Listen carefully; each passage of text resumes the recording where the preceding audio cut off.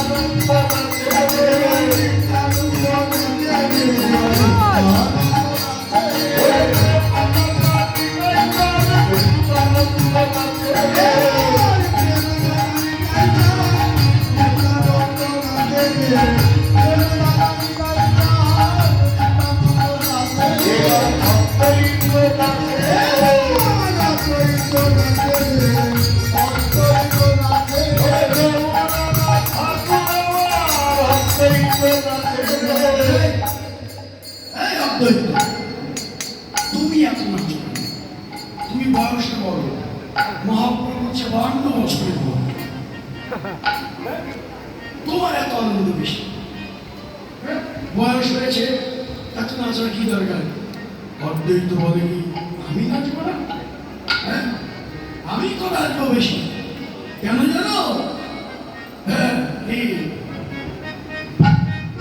তারপরে যা চেয়েছি নদিয়াতে পেয়েছি,